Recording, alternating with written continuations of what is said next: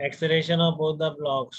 तो फिर यहाँ पे मैक्सिमम, पहली स्टेप मैक्सिमम कितना आएगा 9 न्यूटन, यहाँ पर आएगा 2 न्यूटन, यही आ रहा है देखना, 9 न्यूटन और 2 न्यूटन आ रहा है, ठीक है ना। तो एक चीज तो आप यहाँ से भी देख सकते हैं कि देखो इस पर 9 है रोकने वाला, और इस पर चलाने वाला मैक्सिमम ही कितना है 2 से ज्यादा तो है। तो एक चीज यहाँ से भी बोली जा सकती है, ये तो कभी मूव ही नहीं कर सकता, ठीक है ना, ये तो कभी मूव ही नहीं कर सकता, क्योंकि इस पर कितना आ रहा है, देखो 2 आ रहा है यहाँ से, और रोकने वाला ही मैक्सिमम 9, ठीक है।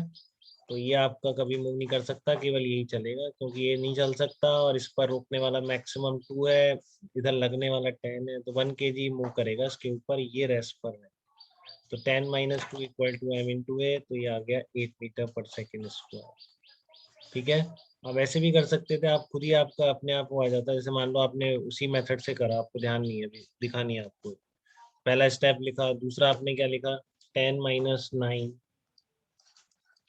10 - 9 इंटू कितना लिखा आपने 10 - 9 इंटू 3 इंटू a, कॉमन अगर चल रहे हैं सेकेंड स्टेप, 10 इधर लगता ना, एक साथ सिस्टम ले लिया तो 9 इधर लगता, तो ये कितना आ गया आपका 1/3 मीटर/सेकंड² आ गया, ठीक है। और 1/3 मीटर/सेकंड² के लिए इस पर कितना फोर्स चाहिए, ठीक है।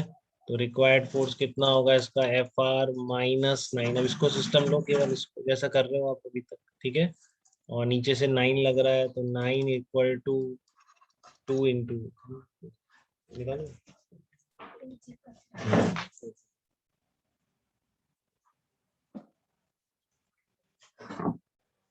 तो Fr -9 = 2 into acceleration, common acceleration कितना है 1/3, तो रिक्वायर्ड फोर्स कितना है आपका 9 + 2/3, इसको चलाने, और मैक्सिमम कितना है 2 ही है, तो ये आपको दिख जाएगा, ये साथ में नहीं चल सकता, ठीक है ना।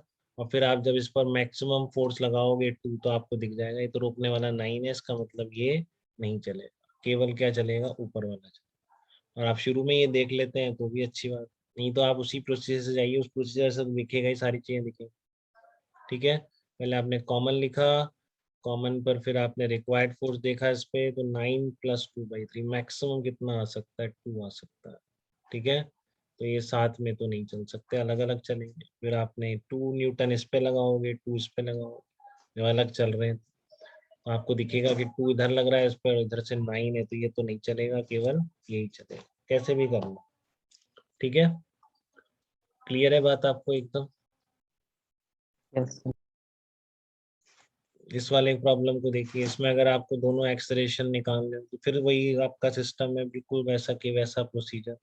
पहले मैक्सिमम लिख दो आप, यहाँ कितना होगा 3 न्यूटन, यहाँ कितना होगा 9 न्यूटन, पहला स्टेप 9 लिख दिया, 3 लिख दिया।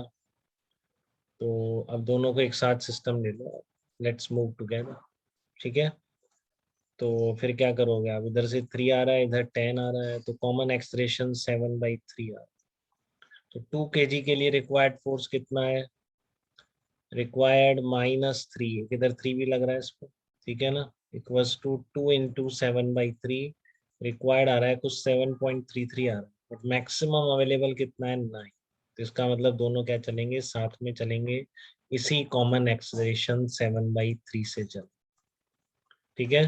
Both move together with a common acceleration of 7/3, ठीक है। तो कोई डाउट किसी को, अब इस प्रोसीजर एकदम याद हो गया बेटा एकदम सब बच्चों को। पहले क्या करो मैक्सिमम लगाओ, फिर दूसरा मान लो साथ में चलते हैं, तीसरा रिक्वायर्ड फोर्स, चौथा कंपैरिजन, तो सिचुएशन क्लियर हो जाती कंपेयर, ठीक है।